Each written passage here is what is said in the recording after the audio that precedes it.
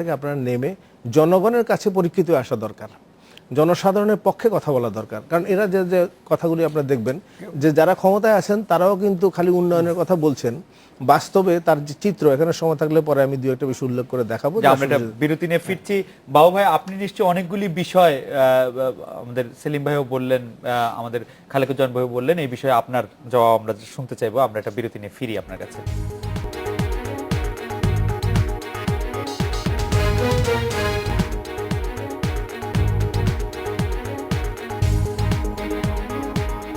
ফিরলাম আজকে বাংলাদেশে। বাবু ভাই, ক্ষমতার জন্যই কেবলমাত্র রাজনীতি, এই প্রসঙ্গে যদি আপনি কিছু বলেন চট করে, আমরা পরের প্রশ্নে চলে যাবো। না, আমি মনে করি না যে ক্ষমতার জন্য সবাই রাজনীতি। তবে হ্যাঁ, রাজনীতিতে সফল হয়ে ক্ষমতায় যাবেন, ক্ষমতায় যেতে হলে জনগণের ম্যান্ডেট লাগবেন। সেই পরিমাণ পরিশ্রম এবং জ্ঞান গুণ এবং জনগণকে স্বপ্ন নিয়ে আপনাকে এগিয়ে যেতে হবে। আমরা যারা পারছি না সেই কাজটা করতে, তখন যদি আমি সমালোচনা করি তাহলে তো আমি মনে করি এটা আমার ভুল হয়। যেমন মনে করেন, এখানে সেলিম ভাই বেশ কিছু কথা বলেছেন যে আজকে ছাত্র রাজনীতি নিয়ে তিনি প্রশ্নবিদ্ধ কথা বলেছেন। আমি কিন্তু সেটার মতো একমত নই। আমি মনে করছি যে দুই একজন মানুষ হয়তো মাস্তানি করছে, দুই একজন ছাত্র হয়তো কোনো খারাপ ঘটনার সাথে সম্পৃক্ত হচ্ছে, কিন্তু হাজার হাজার ছাত্রলীগের কর্মী, ছাত্রদলের কর্মী সবাই তো একই দূষিত নয়। সেই জন্য আমাদের একটু বিবেক নিয়ে কথা বলতে হবে। সেখানে যে আমি মনে করি যে সারা বাংলাদেশের লক্ষ লক্ষ ছাত্রলীগের যারা নেতাকর্মী রয়েছেন তাদের মধ্যে মেধার কোনো অভাব নেই। তারা নিশ্চয়ই মেধার স্বাক্ষর রেখেই কিন্তু ইউনিভার্সিটি কলেজে ভর্তি হতে পেরেছেন, তারা সেই পর্যন্ত লেখাপড়া করেছেন। ওদেরকেই যদি আমরা এত তুচ্ছ তাচ্ছিল্য ভাবি, তাহলে দেশটা এবং জাতিটা এগোবে কি করে? বাবু ভাই, সেটা আপনি ঠিকই বলেছেন। তাই নয়, সেটা আপনি ঠিকই বলেছেন, আমি বলতে চাই, সেলিম ভাই বলেছেন উনি একটা বামপন্থী ছাত্র রাজনীতি করেছেন, তারপরে বামপথ থেকে সরে এসে উনি ডানপথে জিয়াউর রহমানের এই যেই ছাত্রদল, সেই ছাত্রদলেও তিনি নেতৃত্ব দিয়েছেন।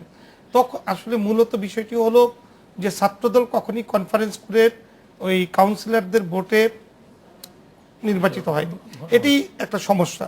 আজকে বাংলাদেশের ছাত্র রাজনীতির বিরুদ্ধে যে এত কথা প্রশ্ন, এটা কিন্তু শুধু একটাই কারণ, যে যারা ওই সেলিম ভাইদের সময়ে ছাত্রদল তৈরি করে গালকাটা কামাল সৃষ্টি করেছেন, দিলা মুখলেসের মতো চিহ্নিত মাস্তান তৈরি করেছেন, তারাই কিন্তু আজকে আপনি যে ছাত্রলীগের কথা এত মানে সুন্দর করে বলছেন, সেই ছাত্রলীগের যুবলীগ তথা আওয়ামী লীগ বনাম আওয়ামী লীগ সংঘাতে গত 3.5 বছরে অন্তত 100 জন নিহত হয়েছে বলছে আইন ও সালিশ কেন্দ্র। আমি মোটা দাগে যদি কয়েকটি কথা আপনাকে মনে করিয়ে দিই, যে নারায়ণগঞ্জের 7 খুনের ঘটনায় আওয়ামী লীগের লোকজন নিহত হয়েছে, র্যাবের বাইরের অভিযুক্তরা আওয়ামী লীগের রাজনীতির সাথে ঘনিষ্ঠভাবে জড়িত। ফেনীর ফুলগাজী উপজেলা চেয়ারম্যান একরাম হত্যাকাণ্ডে সর্বদলীয় বাহিনীর অংশ নেওয়ার অভিযোগ রয়েছে। টাঙ্গাইলে আওয়ামী লীগ নেতা ফারুক আহমেদ হত্যা মামলা এসেছে প্রভাবশালী আওয়ামী লীগ নেতাদের নাম। আপনি যেটা বলছেন আমি সেই কথাই বলছি। আমরা যারা বাংলাদেশে বসবাস করছি, আমরা পারিবারিক শত্রুতা রয়েছে, আমাদের মধ্যে সম্পদ নিয়ে শত্রুতা রয়েছে, আমাদের মধ্যে রাজনীতি নিয়ে সম্পর্ক অবনতি রয়েছে। সেই ক্ষেত্রে অনেক ঘটনা তো ঘটতেই পারে, লক্ষ কোটি জনতার মাঝখানে এরকম কিছু ঘটনা যে ঘটছে না, আমি এটা অস্বীকার করব না। কিন্তু তাই বলে আমি বলতে চাচ্ছি খালিদ ভাই, যে আমরা কেউ মানে সবাই যে খুব সুন্দরভাবে এগিয়ে যাচ্ছি, বিষয়টা এমনটা নাও হতে পারে। কিন্তু এত ভিড়ের মাঝে বাংলাদেশ আওয়ামী লীগের নেতৃত্বে বাংলাদেশের সাধারণ মানুষ অনেকটা ভালোই আছে, লুটপাট নেই, মাস্তানি নেই, কিন্তু বিদ্যুতের অভাবে আমরা অন্ধকারে নেই, ছাত্ররা লেখাপড়া করছে।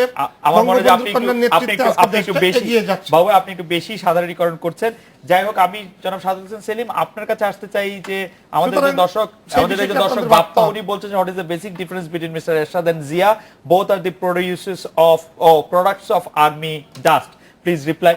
আপনি এটি নিয়ে কথা বলতেও পারেন। আমি আপনাকে শুধু আপনার একটি সাক্ষাৎকার থেকে উদ্ধৃত করি, যে বিএনপির জোটের কিছু ছোট দল যখন খণ্ডিতভাবে 20 দল ছেড়ে জোরে এসে নতুন জোট করলো, এই সময় আপনি এক সাক্ষাৎকারে বলেছিলেন জোটে এমন শরিক দলও আছে যার শীর্ষ নেতা অন্য দলের কর্মীর সমমানের, এদের কারণে জোটের বৈঠকের গোপন খবরও ফাঁস হয়ে যায়। যেন তেন প্রকারের জোটের দলের সংখ্যা বাড়ানোর বিষয়টি নিয়ে আপনার মূল্যায়ন কি? আপনি এই বিষয়টি আচ্ছা, দর্শক যেটা বলেছেন, আমি খুব আশ্চর্য হয়ে গেছি। কোথায় মানে জিয়াউর রহমান মানে স্বাধীনতার ঘোষক, আপনার মহান নেতা জিয়াউর রহমানের সাথে তিনি একজন হোসেন মোহাম্মদের সাথে তুলনা করছেন, যার সকালে এক কথা, বিকালে এক কথা, রাত্রে এক কথা, যিনি আপনার নির্বাচন বর্জন করে আপনারা বলছে যে আপনার থুতু মারবে সে বা শপথ, মানে এরকম আসলে এর সাথে মানে সম্বন্ধে আলোচনা করাটা আমি মনে করি যে সময়ের অপচয়। Right. একটা আবর্জনার যে মূল্য আছে সেই মূল্যটাও তার নাই। অনেক আবর্জনা শুধুমাত্র দুর্গন্ধ ছড়ায় এবং পরিবেশ বিনষ্ট করে। এরশাদ সেরকম একটা নেতা, তার সাথে জিয়াউর রহমানের তো আকাশ আর পাতাল পার্থক্য আছে। আর যাক, আমি যেটা বলেছি যে 20 দলের সংখ্যা বৃদ্ধি করার ব্যাপারে, সেটা হলো যে কি আমরা আসলে যখন আমরা লিবারেল ডেমোক্রেটিক পার্টি এলডিপি 4 দলের সাথে আমরা সম্পৃক্ত হতে যাচ্ছিলাম, তখন আমরা বলেছিলাম যে এটা একটা দল, মানে জোটের একটা শ্রুতিমধুর নাম আমরা চেয়েছিলাম। তাতে করে সংখ্যা কমানো এবং বাড়ানোর ব্যাপার কোনো কিছু ছিল না। যাই হোক, তার পরবর্তীকালে দেখলাম যে আমরা 18 দলীয় জোট গঠন করা হয়েছে। 18 দলীয় জোট গঠন করার পরে আমরা লিবারেল ডেমোক্রেটিক পার্টির পক্ষ থেকে বলেছিলাম যে 18 দলে সকল নেতা রাজনৈতিক অভিজ্ঞতা এবং দক্ষতায় অথবা আপনার এক মানে নয়, যেহেতু বেগম জিয়ার নেতৃত্বে ছোট একটা 3 থেকে 5 জনের একটা কোর কমিটি করার জন্য, স্টিয়ারিং কমিটি করার জন্য, যারা আন্দোলনের রূপরেখা প্রণয়ন করবে এবং অন্য দলগুলো সহ আমরা সবাই মিলে সেটা বাস্তবায়ন করব। পরবর্তীকালে যখন 18 দল থেকে 19 এবং 20 দল হয়েছে, আমি প্রকাশ্যে কিন্তু বলেছি যে আপনার জোরের ভগ্নাংশ নিয়ে আপনার এটাকে, কারণ 18 দলটাকে তো আমরা ব্র্যান্ডিং করতে 3 বছর আমাদের সময় লেগেছে, এরপর 19 দল, তারপর 20 দল, আরেক দল বাড়লে কি 21 দল হবে নাকি? আমি এটা বিপক্ষের জন্য বলেছিলাম এবং আমরা বলেছিলাম যে মিনিমাম আমরা রাজনীতিতে আমরা একটা মাত্রা রাখি যে নিবন্ধিত রাজনৈতিক সেলিম ভাই, দলকেই আমরা একটি প্রশ্ন করার জন্য আমার একটু লোভ হচ্ছে যে আপনারা যে জোটটি করছেন সেই জোটটি আপনারা বলছেন যে সেটা আদর্শ জোট নয়, সেটি আপনার নির্বাচনী বা আন্দোলনের একটি ঐক্য। তো সেই ক্ষেত্রে জামাত ইসলামের শীর্ষ 2 জন নেতার সর্বোচ্চ আদালতে ফাঁসির আদেশ বা জামাতের আধ্যাত্মিক নেতার মৃত্যুর ক্ষেত্রে আপনারা নিশ্চুপ কেন? এটা বিএনপির নিশ্চুপ থাকার বিএনপির একরকম কারণ আছে, আপনারাও কি একই কারণে নিশ্চুপ, বা আপনারা কোনো রকম বিবৃতি দেননি সেই অর্থে নিশ্চুপ বলছি আর কি? না, এখানে বিএনপির নেতৃত্বে যে 20 দলীয় জোট আছে, 20 দলীয় জোটের মধ্যে জাতীয়তাবাদী বিশ্বাসী অনেকগুলো রাজনৈতিক দল আছে, আবার ইসলামী মূল্যবোধী বিশ্বাসী রাজনৈতিক দল আছে। এটা একটা আন্দোলনের জোট এবং এটা নির্বাচনী জোট। এখানে মানে আদর্শগত কিছু পার্থক্য আছে। Right. আর এখানে আসলে যে এই ব্যাপারটি এখানে যে মৃত্যুদণ্ড দিয়েছে, এখানে আমরা এই ব্যাপারে আমরা রায়ের প্রক্রিয়া নিয়ে অথবা আদালতের বিষয় নিয়ে আমরা আগে অনেকবার কথা বলেছি। পরবর্তীকালে বিষয়টা যেহেতু আদালতের মাধ্যমে এটা সমাধান হচ্ছে বা আদালতের একটা রায়কে, আমরা এই ব্যাপারে আমরা কোনো মন্তব্য করা থেকে বিরত রয়েছি। খালেক হোসেন ভাই, আপনি এই মানে গত টার্মে, মানে ঠিক আগের টার্মে আওয়ামী লীগ যখন ক্ষমতায় ছিল 2009 থেকে শুরু করে যদি আমরা 2014 পর্যন্ত ধরি, মানে 9 শুরু থেকে 14 শুরু পর্যন্ত ধরি, এর সাথে এই 14 যে 1 বছর হতে চললো আওয়ামী লীগের শাসনামলে কোনো মৌলিক পার্থক্য আপনি খুঁজে পান, বা আপনার কাছে মনে হয় যে সরকার পরিচালনায়, রাষ্ট্র পরিচালনায় এই দুটি সরকারের মধ্যে কোনো বড় মৌলিক পার্থক্য আছে? রাষ্ট্র পরিচালনার নীতি যদি বলেন, নীতিগতভাবে তেমন পরিবর্তন তো পরিলক্ষিত হচ্ছে না। তবে তাদের সম্পদের ব্যবহারের ক্ষেত্রে, অর্থনীতির ক্ষেত্রে আপনি কি কোনো বড় না, পার্থক্য সেখানে খুব বড় ধরনের কিছু পার্থক্য তেমন নাই। তবে ওই সময় যে পপুলার সাপোর্ট নিয়ে তারা একভাবে ভোটের মাধ্যমে যেটা আসছিল, এইবার ভোট ছাড়া তারা ক্ষমতায় এসছে। তাহলে ক্ষমতায় আসার পদ্ধতি, সেটার মধ্যে পার্থক্য আছে। কিন্তু ক্ষমতায় বসে যেইভাবে রাষ্ট্র পরিচালনা করা, তার নীতি নির্ধারণ করা, সেই ক্ষেত্রে খুব একটা মৌলিক পার্থক্য নেই।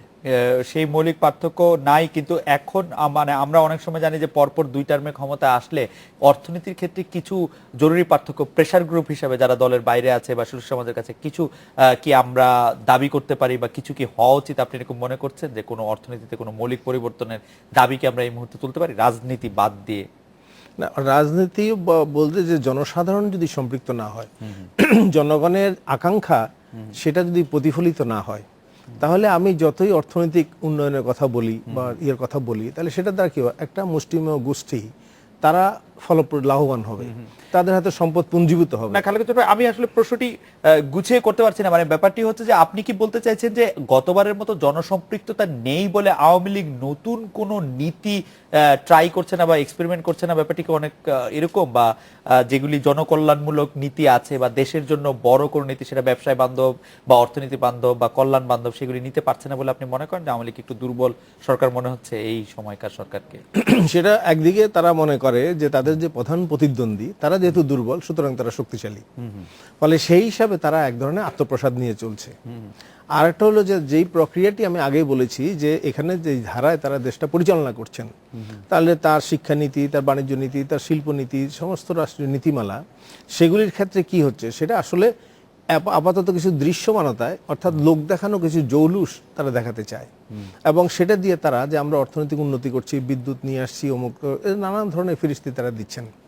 কিন্তু সাথে সাথে এখানে সাধারণ মানুষের জীবনে, বিশেষ করে যে জনজীবনের যে দুর্ভোগ এবং দুর্দশা, সেই কথাটাকে তারা সামনে আনছেন না বা সেটাকে তারা গুরুত্ব দিচ্ছেন না।